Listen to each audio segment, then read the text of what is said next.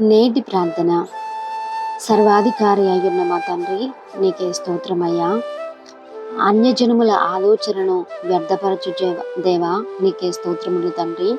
జనముల యోచనలను నిష్ఫలముగా చేయి దేవా, నీకే స్తోత్రమయ్యా.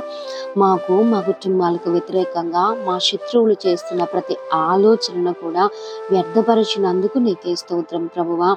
దావీదు ప్రార్థించగా అహీతోపెల ఆలోచన చెడగొట్టినట్టుగా మేము ప్రార్థించుచుండగా మా శత్రువుల ఆలోచన, సాతాను ఆలోచన, మాకు వ్యతిరేకంగా గుమికూడిన వారు చేస్తున్న ప్రతి ఆలోచనను ప్రభువా వ్యర్థపరిచినందుకు నీకే స్తోత్రాలయ్యా.